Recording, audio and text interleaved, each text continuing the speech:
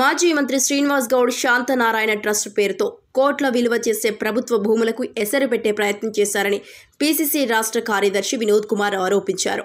Mahabubnagar DCC కార్యాలయంలో జిల్లా ప్రధాన కార్యదర్శి సిరాజ్ ఖాద్రీతో కలిసి విలేకరుల సమావేశంలో మాట్లాడారు. శ్రీనివాస్ గౌడ్ శుద్ధపూసలాగా ఫోజులు ఇవ్వడం కాదని, 10 ఏళ్లలో ఏం చేశారో ప్రజలకు చెప్పాలని మండిపడ్డారు.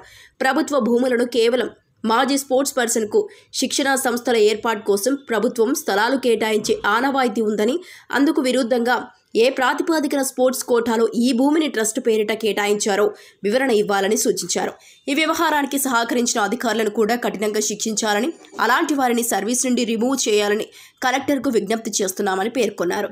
శ్రీనివాస్ గౌడ్కు ఒకరోజు సమయం ఇస్తున్నామని, ఆలోపు తమ నిజాయితీని నిరూపించుకోవాలన్నారు. అందరికీ నమస్కారం. ఇవాళ ప్రజలు ప్రజాస్వామ్యబద్ధంగా ఎన్నికల్లో ఓటు ద్వారా ఓడగొట్టినప్పటికీ ఏమాత్రం తనను తాను పరిశీలించుకోకుండా మళ్ళీ ప్రజల మీద,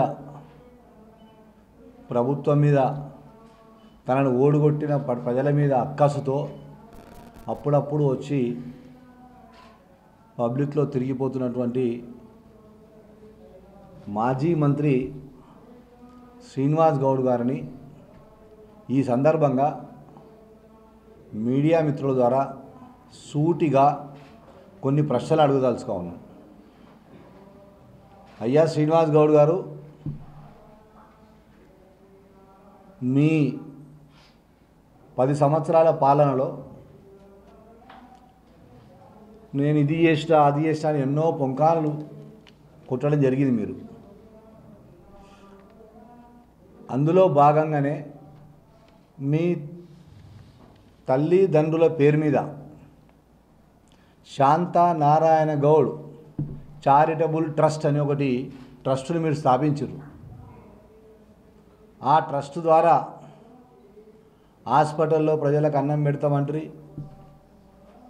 ఇంకా ఏమేమో చేస్తామన్నారు. అధికారం ఉంది కదా అని చెప్పి మీ తల్లిదండ్రుల పేరు, దివంగతులైనటువంటి మీ తల్లిదండ్రుల పేరు మీద ఒక ట్రస్టు, చారిటబుల్ ట్రస్ట్ ఓపెన్ చేసి ఒక మంత్రిగా ప్రమాణ స్వీకారం చేసేటప్పుడు మీరు తీసుకున్నటువంటి ఓత్కు ప్రమాణానికి భిన్నంగా, విరుద్ధంగా మీ అధికారాన్ని వాడుకొని మహబూబ్నగర్లో అత్యంత విలువైనటువంటి భూమిని మీరు మీ ట్రస్టుకు అన్యాయంగా, అక్రమంగా, ప్రభుత్వ విధి విధానాలకు వ్యతిరేకంగా అలాట్ చేయించుకున్నది నిజం కాదా? శాంతనారాయణ గౌడ్ చారిటబుల్ ట్రస్ట్ అట ఒక స్పోర్ట్స్ స్కూల్ పెడతాదని, దట్టు వికలాంగుల స్పోర్ట్స్ స్కూల్ పెడతామని చెప్పి దాని పేరు మీద మీరు ఎకరాల భూమిని అలాంటి చేయించుకోవడమే కాకుండా ప్రభుత్వ ధనాన్ని దాదాపు 1,20,00,000కు పైనే, నాకు తెలిసిన లెక్క అది చెప్తున్నా, నిజాలు నీకే తెలుసు, దుర్వినియోగం చేయడం నిజం కాదా?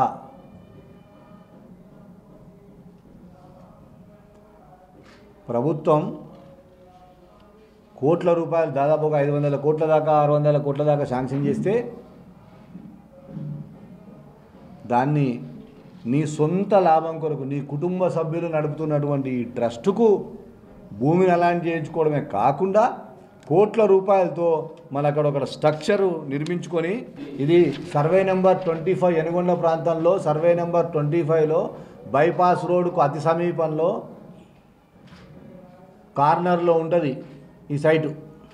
ఇక్కడ ఓ చిన్న బిల్డింగ్, ఇది ఓ స్ట్రక్చర్, దీంట్లో కన్స్ట్రక్షన్ చేస్తామని చెప్పి, కాంపౌండ్ వాల్ కట్టినామని చెప్పి ప్రభుత్వ అధికారులను ఒత్తిడి చేసి, బెదిరించి, నానా రకాలుగా అధికార దుర్వినియోగం చేసి భూమి విలువ ఇప్పుడు ట్రస్ట్ వాళ్ళే చెప్పాలి. నేను ఈ సందర్భంగా శుద్ధపూసలాగా ఏమీ ఎరగని నల్లిలాగా ప్రజల ముందులో నీతులు ఒల్లించే శ్రీనివాస్ గౌడ్ ఇవాళ నువ్వు ఈ పత్రికా సమావేశం ద్వారా మీకు ఒక 24 గంటల సమయం ఇస్తున్నా. ఈ ల్యాండ్ ఎంత అలాట్ చేసుకున్నావు, ఎట్లా అలాట్ చేసుకున్నావు, ఎన్ని డబ్బులు ఖర్చు పెట్టినావు, నీ అంతకు నువ్వుగా పత్రికా విలేకరుల సమావేశం పెట్టి ఉన్న నిజాలన్నీ చెప్పాలి. నీ కుటుంబంలో నాకు తెలిసినంతవరకు ఎవరు స్పోర్ట్స్ మ్యాన్ లేరు. స్టేట్లో కాదు స్కూల్ లెవెల్లో ఆడిన దాఖలాలు కూడా లేవు. ఎవరైనా అంతర్జాతీయ స్థాయిలో స్పోర్ట్స్లో ప్రాముఖ్యులు ఉంటే వాళ్ళు మళ్ళీ స్పోర్ట్స్కు సేవ చేస్తారని చెప్పి ప్రభుత్వం వాళ్ళకు కొంత ఏమైనా నిధులు కానీ ల్యాండ్ కానీ ఇచ్చి డెవలప్ చేయడం అని చెప్పే అవకాశం ఉంటుంది.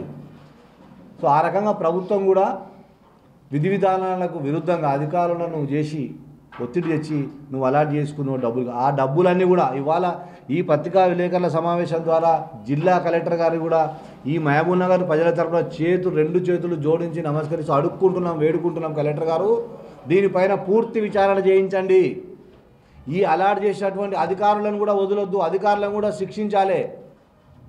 ఈ అక్రమాలకు అప్పట్లో మంత్రి గారికి సపోర్ట్ చేసి ఇవన్నీ భూములు అలాట్ చేయడము, వర్కులు అక్కడ పోయి కన్స్ట్రక్షన్ చేయడము, ఈ అధికారులు ఎవరైతే పనిచేసి వాళ్ళందరినీ కూడా శిక్షించాలని కూడా ఇవాళ మేము డిమాండ్ చేస్తూ ఉన్నాం. మామూలుగా సస్పెన్షన్ అనేది శిక్ష కాదు ఇవ్వాలి, రేపు వాళ్ళని రిమూవల్ చేయాలి, డిస్మిస్ ఫ్రమ్ సర్వీస్ చేయాలి. ఒక వ్యక్తికి, ఒక రాజకీయ నాయకుని వరకు ప్రభుత్వ ఆస్తులను దారాదత్తం చేయడం అనేది అన్యాయం, దేశద్రోహం కింద పరిగణిస్తూ ఉన్నాం మేము దాన్ని. ఇవాళ ఆ స్థలంలో ప్రభుత్వాలు ఇవాళ హరిజనులు, గిరిజనులు, బీసీలు పిల్లలు కాలేజ్ హాస్టల్ కానీ స్కూల్ హాస్టల్ కానీ బిల్డింగులు లేక కిరాయి బిల్డింగ్లలో ఒక్కొక్క బిల్డింగ్ అచ్చులు పడిపోతుంటే ఒకరి మీద ఒకరు పండుకునే పరిస్థితి ఉంది. వాళ్ళ ఆడపిల్లల హాస్టల్లో పరిస్థితి దరుజ ఉంది. దాంట్లో ఏమైనా చిన్న పొరపాటు జరిగితే దాన్ని మళ్ళీ భూతద్దంలో పెట్టి చూపిస్తే ఈ ప్రతిపక్షాలకు బుద్ధి ఉందా? ప్రభుత్వంలో ఉన్నటువంటి స్థలాలన్నీ కూడా అక్రమంగా పట్టా సర్టిఫికేట్ తయారు చేసి అమ్ముకుంటారు. ఎక్కడైనా స్థలం దొరికితే, ఇంకేదైనా దొరికితే మీ సొంతం మీ తల్లిదండ్రుల పేరు మీద, మీ పిల్లల పేరు మీద ట్రస్టీ ఎవరు నడుపుతున్నారో కూడా శ్రీనివాస్ కూడా చెప్పాలి. మరి నువ్వు ఉన్నావా ట్రస్టీగా? మీ పిల్లలు ఉన్నారా, కోడళ్ళు ఉన్నారా, కొడుకులు ఉన్నారా, మన్మలు ఉన్నారా, ఎవరున్నారో చెప్పాలి. నేను ఒకరోజు సమయం ఎందుకు ఇస్తున్నా అంటే, మొన్ననే మీ సోదరుడు జైలుకు పోయొచ్చుండు. ఇప్పుడు దీని కనుక క్రిమినల్ కేసు కనుక మేము పెడితే ఈ ట్రస్ట్గా ఉన్నటువంటి వాళ్ళందరూ కూడా మళ్ళీ క్రిమినల్ కేసు ఫేస్ చేయాల్సి వస్తారు. కనుక నీకు ఒకరోజు సమయం ఇస్తున్నా. నీ అంతకు నువ్వుగా మహబూబ్ నగర్ ప్రజలకు క్షమాపణ చెప్పాలి. తీసుకున్నటువంటి ల్యాండ్ను నువ్వు మళ్ళీ రీసరెండర్ చేయాలి ప్రభుత్వానికి. అక్కడ ఖర్చు పెట్టినటువంటి నిధులన్నీ కూడా నువ్వే నీ సొంత జోబులోంచి రికవర్ చేసి ప్రభుత్వానికి కట్టాలని నా డిమాండ్ చేస్తూ ఉన్నా. మరి ఈ అక్రమానికి, ఈ అన్యాయానికి, ఈ ఇల్లీగల్ యాక్టివిటీకి సహకరించినటువంటి అధికారులను అందరినీ కూడా శిక్షించాలని చెప్పి కూడా ఇవాళ కలెక్టర్ గారికి విజ్ఞప్తి చేస్తూ ఉంది ఈ ప్రెస్.